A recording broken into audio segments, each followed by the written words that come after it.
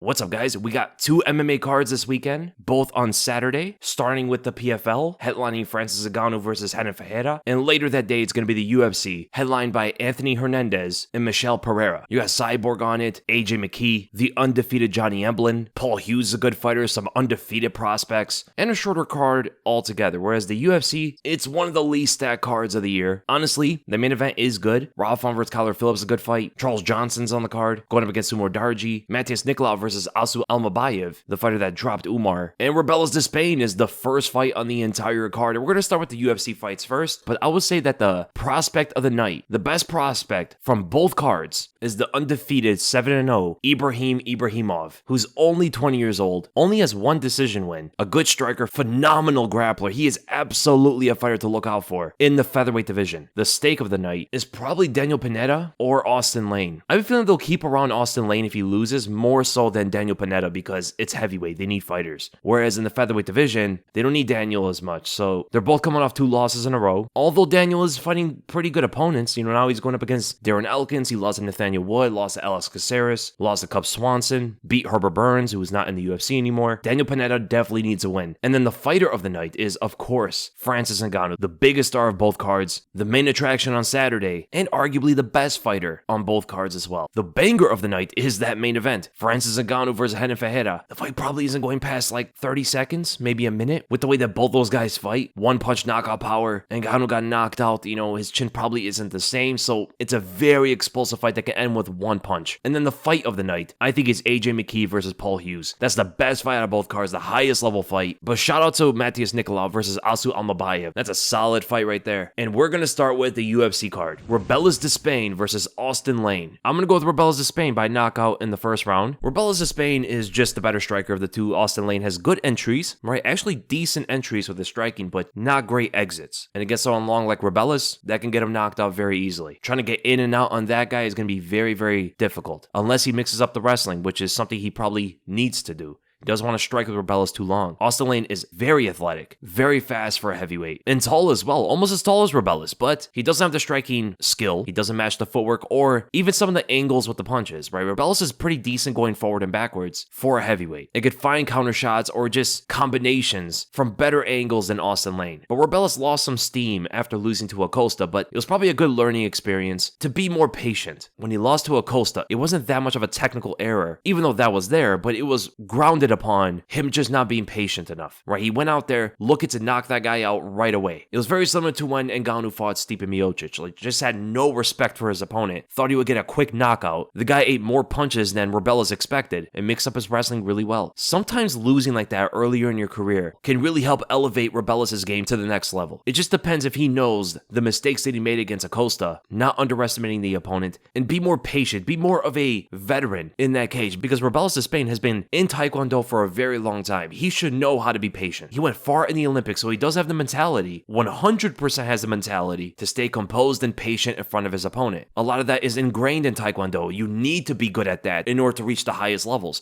which Robelis did. So I do think against Austen Lane, we're going to see a more composed and better version of Robelis Despaigne, and maybe the hype train that got derailed, it gets back on the right track, and we get to see a very talented heavyweight do some great things in that weight class. So I got Robelis Despaigne, first round knockout. And then we go to the women's strawweight division. Alice Ardeline versus Melissa Martinez. I'm going to go with Martinez in this fight. I like her striking against Ardeline. Ardeline's grappling could be effective in this fight, especially against the footwork of Martinez, because Martinez moves around and stuff, sometimes throws traditional kicks, a little bit trickier with her movements, but if Ardeline is able to cut off the cage, attempt a takedown, get the fight to the ground and hold top position, landing big elbows, nasty ground and pound, I think she could make it a dogfight. But at the end of the day, I think Martinez's elusive footwork, counter shots, and long-range kicks where they're in the neutral position where Ardeline isn't really going forward or back. She's kind of just sitting there. I think Martinez's kicks are going to be very effective. I think a very quick jab from Martinez could be one of her main ways to win this fight. But yeah, I'm going with Melissa Martinez by a decision. Staying in the strawweight division, we go to Jessica Penne versus Elise Reed. I'm going to go with Reed. She's got the clear striking advantage. Jessica Penne doesn't really move her head, doesn't have much footwork, not much striking just in general, besides an okay jab, and she just looks to pull guard or scramble her way to the ground because she doesn't really have the wrestling skill for her Brazilian Jiu-Jitsu to work. And Elise Reed is just going to keep moving around. She's got way better footwork, constantly moving around, throwing out kicks to the body, combinations from distance, a good jab, 1-2, and I think Reed is going to win by a decision. Jessica Jessica Pene's been around for a very long time. You know, she's 41 years old. Doesn't fight too much. Doesn't seem like she's as motivated as Reed is. So I think Elise Reed has the advantage, not only in her skills, but also mentally. And then we go to the third women's fight in the bantamweight division this time. Jocelyn Edwards versus Tamiris Vidal. Tamiris Vidal is the fighter that got TKO'd by Melissa Gatto from a punch to the breast. And she fights very wild. Huge looping punches, haymakers all over the place, not great distance management. I think that's the biggest advantage for Jocelyn Edwards.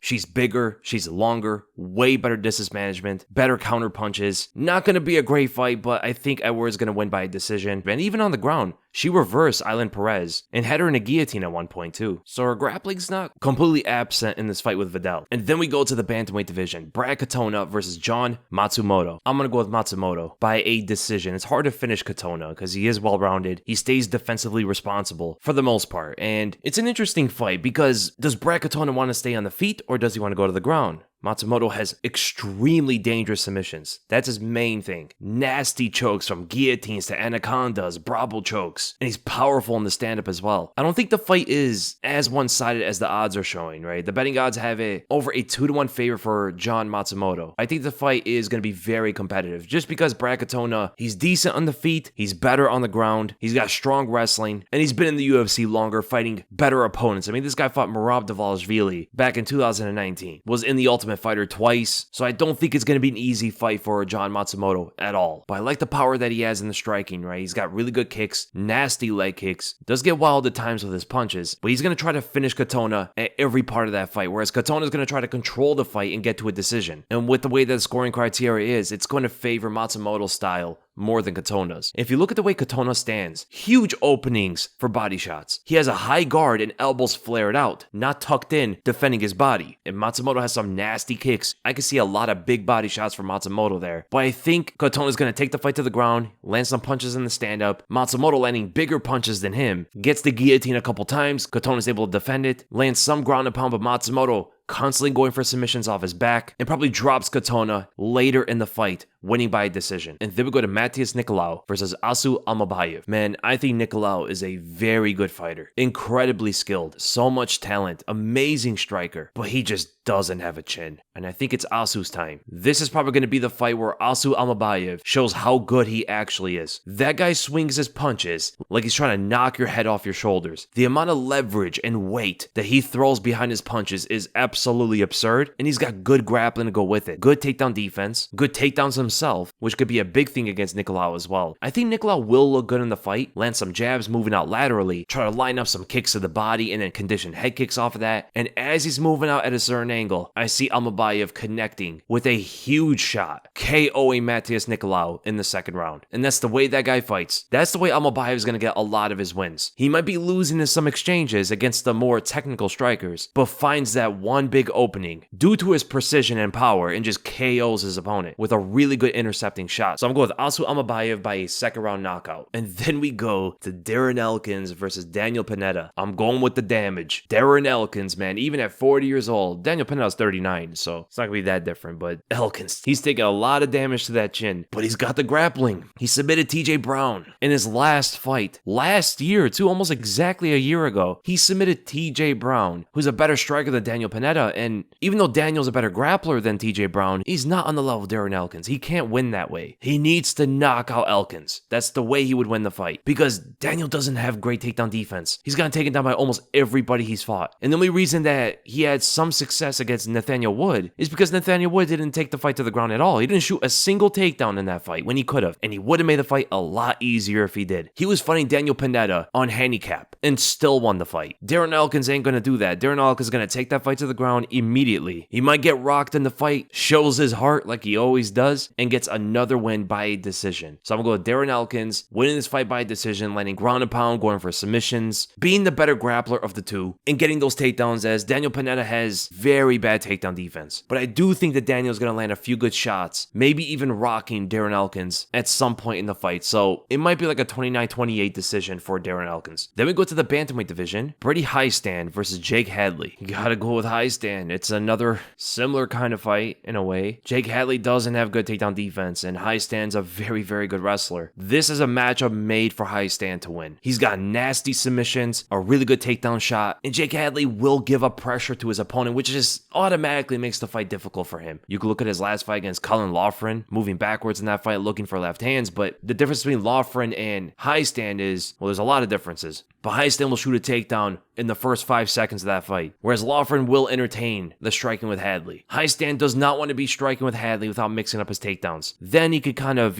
go back and forth with him if he doesn't submit him right away or easily taking him to the ground with every shot. So, sometimes Jake Hadley doesn't move forward and gets him backed up to the cage. High-Stand has an easy takedown from there, and I think he gets a submission win in the second round. So I'm going to go with Brady High-Stand with a dominant victory against Jake Hadley. And High-Stand averages like 4 takedowns a fight. It's crazy. And they're all 3-round fights. Should be a really good win for Brady High-Stand. And we stay in the bantamweight division for Mudaerji versus Charles Johnson. This is going to be a really good fight, man. 2 really good strikers, and Charles Johnson just hitting a new level. What a rejuvenation of his career that he had. He was on a 3-fight losing streak. He lost to Odie Osborne, crazy, Cody Durden, and Rafael Astavam. 1 more loss and he would have got cut from the UFC, and now he's on a 3-fight win streak, beating Azat Maksum, Jake Hadley, and knocked out Joshua Van, which is such a big win for him. I'm going to go with Charles Johnson in this fight by a knockout. Probably 3rd round. It should be a good striking match between 2 southpaws, and they both have a good jab.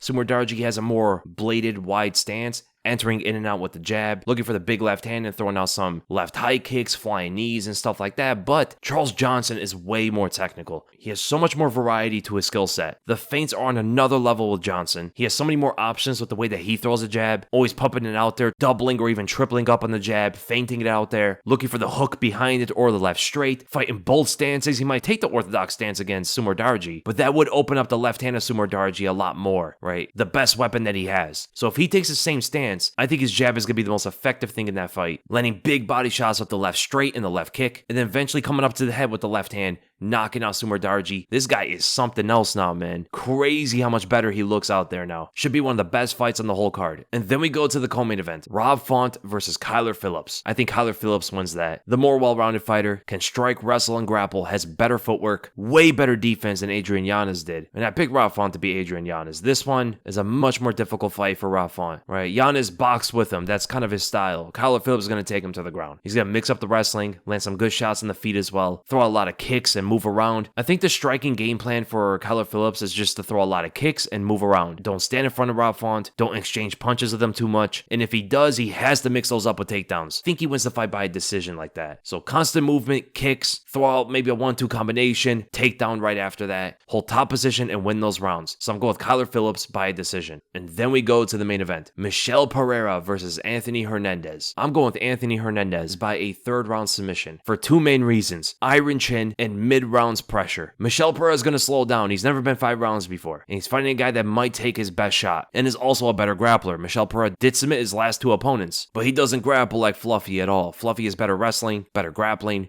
better submissions. It's the same guy that submitted Rodolfo Vieira and almost all of his opponents in the UFC. He literally only has 1 decision win in the UFC, and the rest are finishes off the ground, either submission or ground and pound, right? He did ground and pound Edmund Shabazian. I think Michel Pereira is going to land a lot of big shots early on. He's going to gas out as Hernandez just eats them. 2nd, 3rd rounds, Michel Pereira is kind of gassing out. Anthony Hernandez takes him to the ground, lands some big ground and pound, softens him up, and submits him with a rear naked choke. If Anthony Hernandez can eat Michel Pereira's biggest shot, I think it's an easy fight for Hernandez. So maybe a bit of a hot take here, but I think Hernandez should be a massive favorite in that fight. Even though Michel Pereira has gotten so much better, he's way better than ever before, but he's still wild at times in the feet, can get caught himself too. Hernandez's boxing is pretty decent as well, but the more tired that Michel Pereira is going to get, the more wild his shots are going to be, and the less defensive he's going to be. Maybe Hernandez can even drop him with his boxing as Michel Pereira's gassed out, and then submits him on the ground afterward. I think that's a really good fight for Anthony Hernandez. And then we go to the Professional Fighting League Super Fights Battle of the Giants card. What a name. And we're going to start with Tariq Ismail versus Taha Bandaud. I'm going to go with Tariq Ismail. He has wrestling to him. Taha is a Muay Thai fighter fighting in MMA. He's very new to the sport. He's very good on the feet. I think he's going to be the better striker of the 2 without the wrestling of Tariq, and that's just going to change the whole fight, right? Tariq can even land some big shots because he has a takedown threat. Taha likes to throw a lot of push kicks, throw spinning kicks to the head, trying to land a counter left hook. And Tariq is very patient. He usually doesn't run into any big strike or something like that. that. He's not very aggressive, not much of a finisher, but I do think with the fact that he does have wrestling, he knows how to grapple better, I think he should win the fight by a decision. And then we go to Ibragimov versus Nacho Campos in the featherweight division. Ibragimov is going to run right through this guy like it's nothing. He is a 10-1 favorite. He's going to eat him like a Nacho, if you know what I'm saying. And Nacho Campos is not a bad fighter. He's got a lot of power in his hands, decent boxing, but Ibragimov, the much more well-rounded fighter, the grappling between them two is not even close. Great head kicks, good boxing himself, great defense, very good footwork. It's an absolute domination for Ibragimov. Then we go to Makasharip Zainukov versus Dedrick Sanders. Should be a good win for Zainukov. He's the well-rounded fighter of the two. Dedrick Sanders, more of a striker. Both fighters have decent footwork, but Zainukov has more punching power. He's faster. He has better wrestling. He trains, or he did train, with Islam Makhachev. And Sanders doesn't really have much head movement. That will show him when he fought Luis Pena. So I'm going to go with Zainukov by a third-round TKO. And then we go to the bantamweight division. Rafian Stotts versus Marcos Breno. I'm going to go with Rafian Stotts, but I can see the fight also going to Marcos Breno. That guy hits hard. Huge right straight. Big left hook from the orthodox stance. Whereas Rafian Stotts, he's more of a safe fighter, which stylistically, it could help him. They're both in opposite stances, which opens up both of their power hands. But I think Stotts should mix in takedowns in that fight. Kind of how he did against Keith Lee back in the day. Because going toe-to-toe with Marcos Breno is a very, very dangerous fight. And I could see him getting knocked out. But I think Stotts has good kicks, can offset the stance of Breno, pump out jabs, and mainly look to counterpunch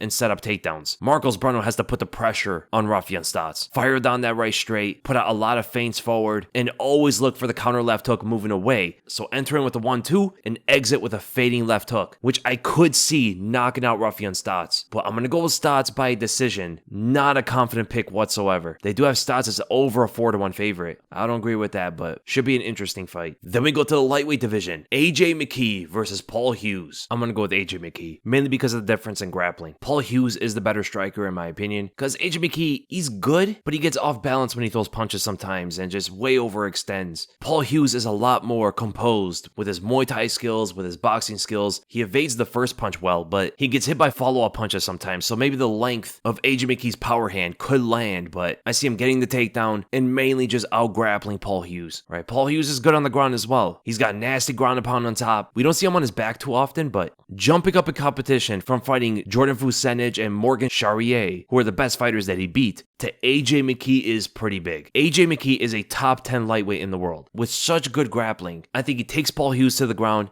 and submits him in the third round. I mean, look at the Clay Collard fight. Now, Clay Collard is a striker, but AJ McKee going from the guillotine to the triangle, and then putting in the armbar, risking the position that he got with that takedown, just shows the level of confidence that this guy has. And also the transition from those submissions are so smooth, you don't see many fighters with that level of grappling. So I have to go with AJ McKee here by a third round submission. Then we go to the featherweight division. Hussein Kadimagomayev versus Zafar Mohsen. You have to go with Hussein. Just a clear grappling difference again. Another well-rounded fighter that probably is going to get a win here. He's a 6-1 favorite. And Zafar is more of a boxer than anything. He's got some submissions, he's got some kicks, but in a matchup like this, there's going to be a lot of emphasis on his boxing more than anything else for his success in the fight. Because trying to grapple, trying to kick with Hussein is going to be very tough. These two guys have been fighting in different weight classes for a while. Hussein was bouncing back and forth between lightweight and featherweight. Zafar has been jumping between 3 weight classes. He fought at welterweight a few times, lightweight, and now seems to be exclusively a featherweight. He looks like the bigger fighter too, but he is 5'7". Hussein has been more of a consistent lightweight, even fought 162 pounds before, so I'm gonna go with the big favorite here, Hussein Kadimagomayev by a second round submission. And then we go to the middleweight title fight between the Bellator middleweight champion Johnny Eblen versus Fabian Edwards. And the crazy thing is they fought before, and Johnny Eblen destroyed him 2 fights ago for both of them actually. And it's gonna be another easy win for Johnny Eblen in my opinion. I think if he came to the UFC, he'd do very well. Johnny Eblen's a very good wrestler. Fighters who have trained with Johnny Eblen swear he's one of the best fighters in the world. Fabian Edwards is a striker, right? Fabian kind of fights like Leon. Patient striking from range, looks for counter shots. He's a little bit more aggressive with his power punches sometimes. Like the way he was landing his left hand on Aaron Jeffrey and the elbow off the cage against Lyoto Machida. But the skill set, the style, the techniques are very similar. And he got dropped by a big left hand from Eblen from the southpaw stance and destroyed with elbows on the ground. That knockout in the first fight was nasty. Edwards' head bouncing off the canvas from those elbows. And if he's getting outstruck by by Johnny Eblen. Confidence only going to build in the rematch. I don't see how he beats him because Eblen still has the wrestling factor. He's showing to be the better striker of the two. He's only getting better with every fight. But the Impa Kazanage performance wasn't great. He was tiring out in a 3-round fight. It's going to be a 5-round fight against Edwards. And his boxing, very, very basic stuff, but should be enough to beat Fabian Edwards again. So I'm going to go with Johnny Eblen. He's a big favorite going into it. And I think he's going to win by a decision this time. And then we go to the co-main event. For the featherweight title, Cris Cyborg versus Larissa Pacheco. Bro, there ain't no way that's Larissa Pacheco. Hold on, look at the two images. This is Larissa Pacheco when she fought Jessica Andrade. She fought Andrade in the UFC, and Andrade easily beat her, right? That fight was about 9 years ago. Look at her now. Bro, listen to her voice. I'm gonna play an interview. This interview was 10 years ago, okay? She was 20 years old. Muito emocionante, eu fiquei bem nervosa lá na hora. Achei que não ia ficar, tava até tranquila, nem esperava ganhar.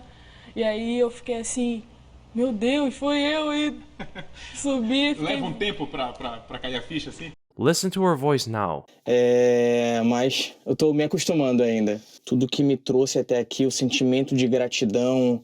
Brother, she doesn't even look like the same person anymore. She looked like she ate her old self. And she sounded like Vinny Paz. Like, what's going on here? Whatever, it's gonna be an old school Brazilian showdown. I got Cris Cyborg. I think she's a bit more powerful. She got better boxing overall. The only thing that can slow down Cyborg into losing that fight is the fact that she's so much older now. But both fighters are kind of wild and they're going to be swinging for the fences. One of them is going to get knocked out. And maybe Cris Cyborg's weakness is a fighter that can trade with her like Amanda Nunes did. But I'm going to go with Cyborg in that fight by a first-round knockout. I'm going with Cris Cyborg. She's the underdog, by the way. 39 years old. And Larissa's in her prime, but Cyborg's boxing is more technical. She's been boxing. She's actually been boxing more than doing MMA for the last 2 years. Right? She had one MMA fight, destroyed Kat Zingano, and starts knocking out these other boxers. And Larissa mainly fights like a boxer, so she's got power, she hits hard, but her fights have been going to a decision a lot more lately, whereas that's not a norm for Cyborg. Cyborg has otherworldly power. It's insane. And it's not going to be a technical fight, I don't think. Larissa's not that technical. She likes to get in an opponent's face and starts throwing hands with them, and she's never fought anyone that could do that like Cyborg. Not at all. Most of the fighters that she goes up against either are not good at all, or they're grapplers. And then we go to the main event.